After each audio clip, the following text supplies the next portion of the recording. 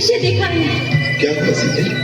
एक अलौकिक मृग हमारे आश्रम के पास घूम रहा है। अलौकिक मृग? हाँ। कहाँ है? आइए जल्दी आइए, आइए स्वामी, आइए जल्दी आइए। देखिए देखिए, वो प्रकृति की अद्भुत कारीगरी, वो अनोखा हिरण।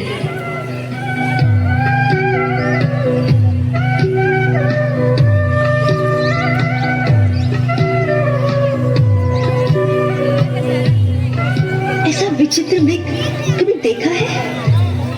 इसके सींग देखिए, लगता है सोने के हैं। उसकी खाल भी सुनहरी है। सचमुच अद्भुत, विलक्षण। देखा लक्ष्मण? देख रहा हूँ भैया। स्वामी, इसे किसी प्रकार पकड़ लीजिए ना। ओहो, कितना मनभावन मृग है। पकड़ ले। क्या करोगे कल्याणी? इसे अयोध्या ले जाएंगे। देखकर सब विस्मय से चकित रह जाएंगे। इसके पैरों में घुंघरू बांधूंगी। जब महल में झम झम चलेगा तो माताएं कितनी प्रसन्न होगी। नहीं तो वनवास की स्मृति स्वरूप भरत भैया को भेंट दे दूंगी। जाइए ना, जल्दी पकड़ लाइए। लक्ष्मण, तुम्हारी भाभी की इच्छा पूरी करनी ही पड़ेगी। वास्तव में ये है भी बहुत सुंदर।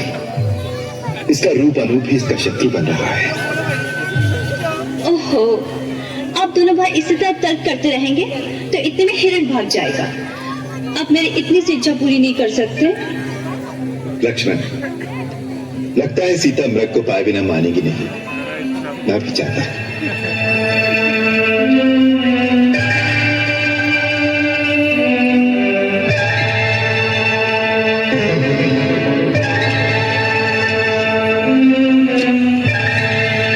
यदि मृग जीवित हाथ न आया तो क्या हुआ?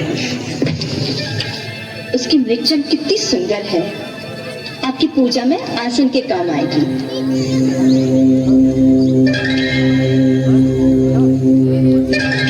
भैया, मुझे अब भी संदेह है कि कोई राक्षसी माया न हो। यदि राक्षस ही हुआ तो उसका अंत होना भी आवश्यक है। लक्ष्मण, तुम पर्णकुटी में सीता के साथ सावधानी से इनकी रक्षा में रहना।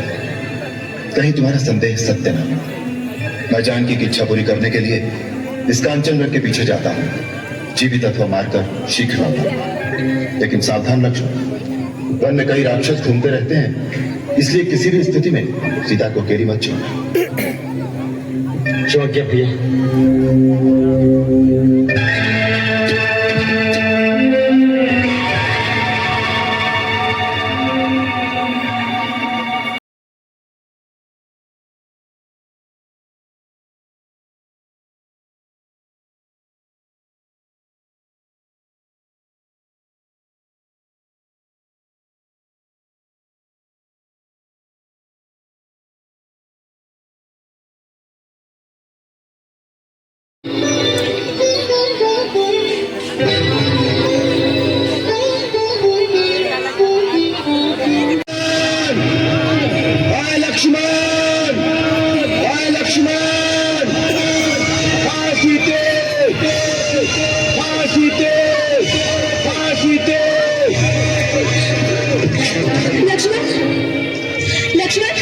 लक्ष्मण, तुमने सुना?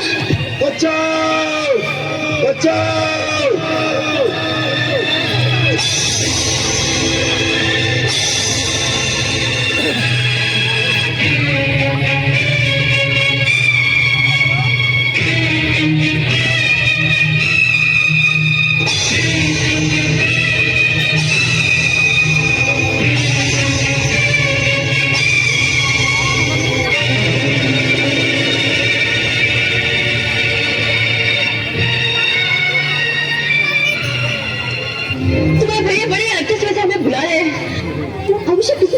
फंस गए होंगे।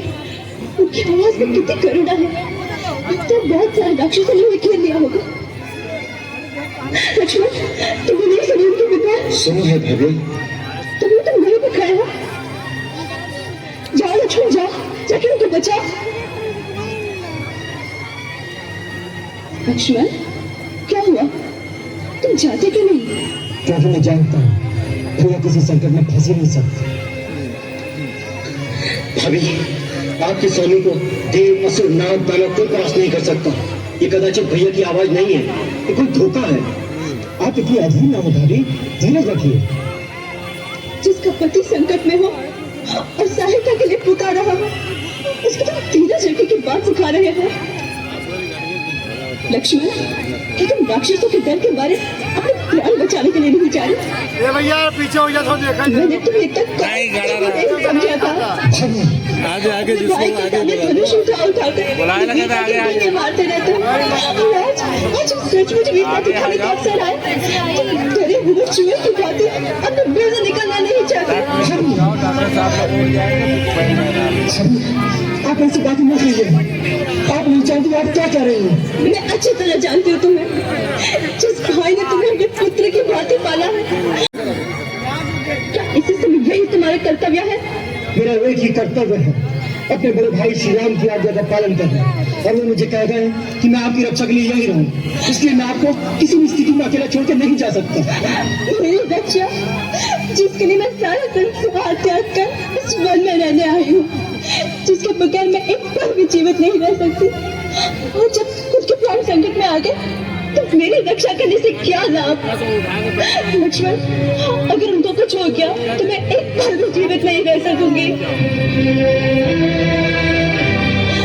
मेरे मृत शरीर की रक्षा करते रहना और पालते रहना भाई की आज्ञा। भाभी, आप समझती क्यों नहीं?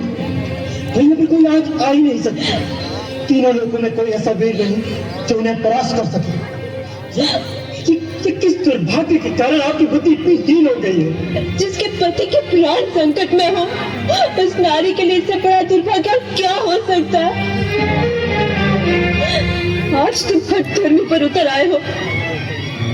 सिद्धि तो तुम सदा सही रहे हो, परंतु अपनी कायरता के कारण मेरी अवज्ञा भी करोगे, इसकी मुझे आशा नहीं थी। आप मुझे कायर मत कहिए। कायर नहीं, तुम मेरी आज्ञा का पालन करो। अभी आप हट मत कीजिए, तो अमंगल हो जाएगा। तुम नहीं गए तो अमंगल हो ही जाएगा लक्ष्मण, और तुम्हें समय मत गवाओ।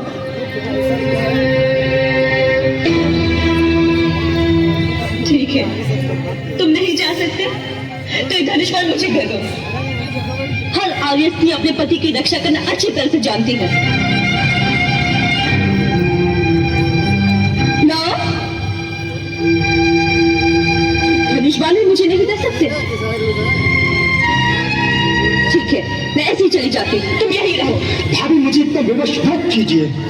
बातें ना करो, कर्म करो कर्म। अच्छी बात, आपकी आज्ञा का पालन करने के लिए आज पहली बार लक्ष्मण अपने प्रभु श्री राम की आज्ञा का उल्लंघन करता है। आप कुटिया में चली जाइए।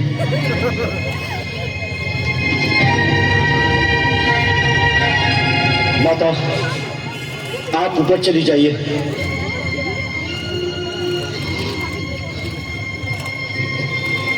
भैया, मुझे क्षमा करना।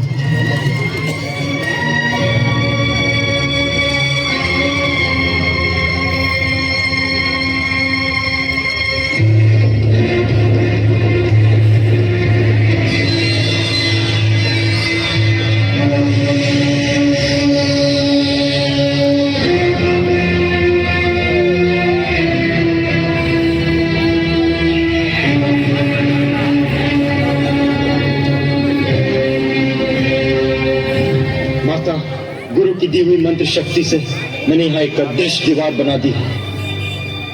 कोई भी इस लक्ष्मण रेखा को पार करके अंदर आने का साहस करेगा तो जलकर भस्म हो जाएगा। इसलिए माता, मेरी आपसे विनती है, किसी भी परिस्थिति में राम भैया के आने तक आप अपने चरण इस रेखा से बाहर न रखो।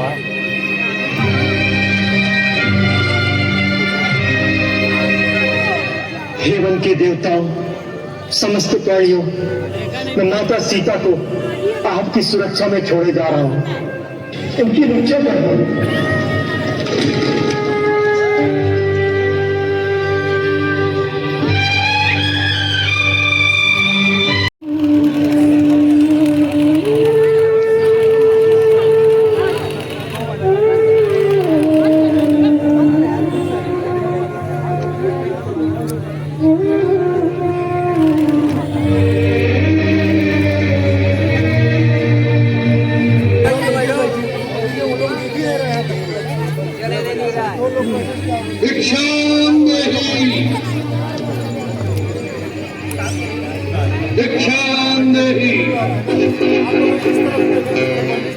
भिक्षाम देहि।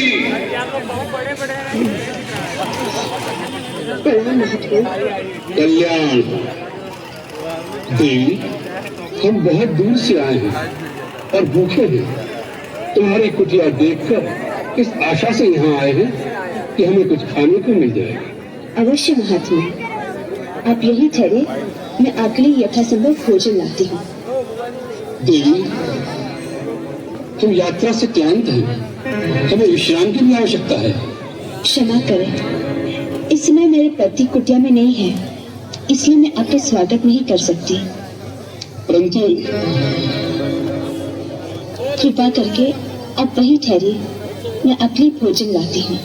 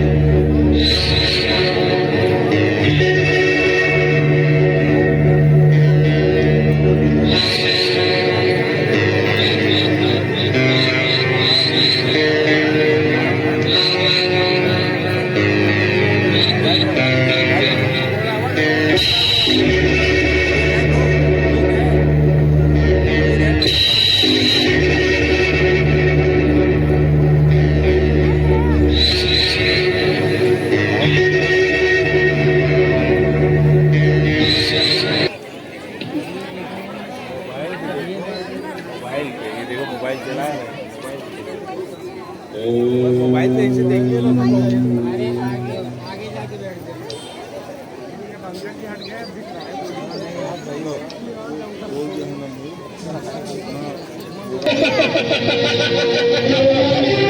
पुकार में और पुकार।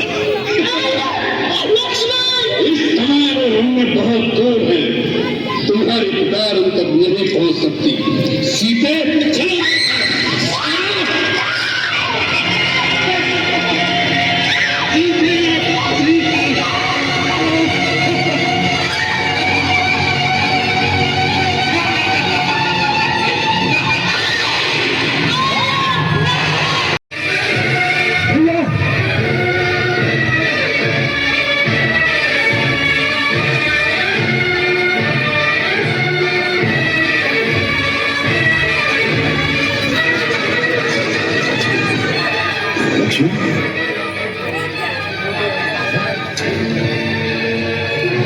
लक्ष्मण, लक्ष्मण, तुम यहाँ क्यों चल रहे हैं सीता को अकेली छोड़कर?